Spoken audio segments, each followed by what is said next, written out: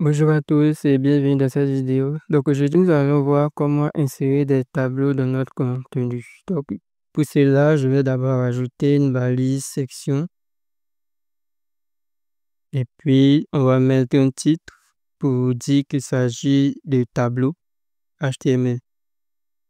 Tableau HTML. Voilà. Donc pour pouvoir insérer un tableau dans notre document HTML, nous allons mettre la balise table d'abord pour dire qu'il s'agit d'un tableau.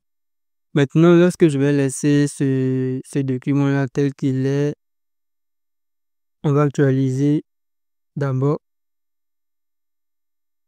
Voilà, lorsque j'actualise, vous voyez qu'il n'y a rien qui s'affiche. C'est parce que le tableau devrait avoir des cellules et une en-tête. Voilà. Donc, la première chose que nous allons faire pour définir notre tableau, on va dessiner la cellule d'en-tête en mettant un T-head d'abord. T-head, voilà. Et on va définir la première ligne. TD, TH. Voilà. Donc, l'identifiant, par exemple, on va mettre ID. Ensuite, on va mettre le nom parce qu'on suppose on veut afficher une liste. Voilà, le nom, le prénom. Prénom, bon, les prénoms. Numéro de téléphone. Téléphone. Et ensuite, un autre TH. Non, on va mettre plutôt action pour afficher les boutons d'action. Voilà, donc on va actualiser. Quand on actualise, vous voyez un peu tout ça. Ensuite, on va dessiner maintenant le corps. Donc, on va rajouter T-body comme ça. Et on va rajouter la première ligne TD. Attends. Non, c'est plutôt TR que je vais dû renseigner. Attends, je sais même plus si c'est TD ou TR. TR, TD, bon, l'identifiant 1 et le nom, prénom,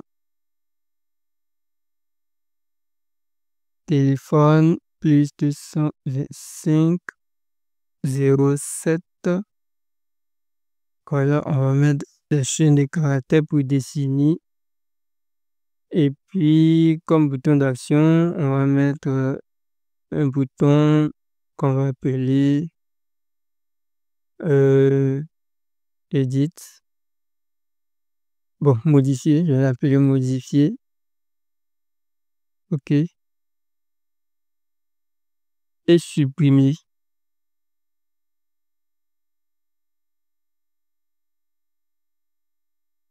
Bon, identifiant. OK. Donc, c'était plutôt TR qu'il fallait rajouter. Voilà. TR. C'était une erreur de ma part. Voilà. Donc, vous voyez que on a le tableau, mais normalement, un tableau, il y a des bordures à respecter lorsqu'il s'agit d'un tableau. Donc, pour dire que pour afficher les bordures, au niveau de table, on va rajouter border, border, voilà. Et border, on va définir un pixel solide black. Voilà. Et on va actualiser rapidement. Et voici notre tableau qui s'affiche. Voilà. Si je veux mettre plusieurs lignes, dupliquer, on va dupliquer le code de la ligne TR. Voilà. Donc, je duplique. Et ça nous fait une deuxième ligne. Donc, la deuxième ligne, on va mettre 2. Voilà. Donc, on peut faire pareil pour les autres lignes. Donc, je duplique le tableau. Je duplique le tableau. Voilà. Maintenant, si euh, on veut faire fusionner si par exemple on veut faire fusionner une ligne, voilà, donc on va, bon, je vais faire exprès de dupliquer ça d'abord. Je vais faire exprès de dupliquer ça. Donc là, il y aura supprimé sur la première ligne et il y aura modifié sur la deuxième ligne.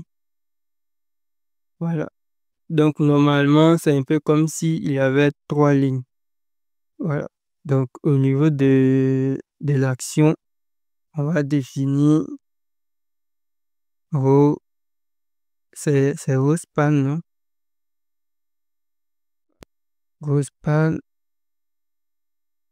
Attends, non, c'est plus, si c'est pas row span, c'est call span. Call span. Voilà, donc c'est juste. Si c'est pas, si c'est pas l'un, c'est l'autre. Donc on va corriger ça rapidement. Comme ça, au niveau des cellules, au niveau de l'entête, j'ai utilisé, donc voici un peu le row span. Donc au niveau de l'entête où il y a les actions, j'ai décidé qu'il y ait deux colonnes. Donc j'ai fait fusionner les deux colonnes au niveau des boutons d'action. Donc vous voyez un peu, on a l'ID, on a le nom, le prénom, numéro de téléphone et au niveau de action, on a deux colonnes. Donc c'est comme ça qu'on fusionne les deux colonnes. Voilà. Et puis, donc ça veut dire que donc, au niveau ici, il y a plutôt deux colonnes. Donc ici, voici la première colonne qui est là. Voici la deuxième colonne qui a été fusionnée. Donc la fusion s'est faite au niveau de l'action. Donc si on veut fusionner deux lignes, là on va utiliser row span. Si on veut fusionner deux colonnes, on va utiliser euh, call span. Voilà. Donc, c'est un peu ce que j'aimerais vous présenter concernant les tableaux. Donc, dans la prochaine vidéo, nous allons parler plus des formulaires. Donc, restez connectés et n'hésitez pas à vous abonner si vous êtes sur YouTube et si vous n'êtes pas sur YouTube, continuez la formation. Voilà. À bientôt.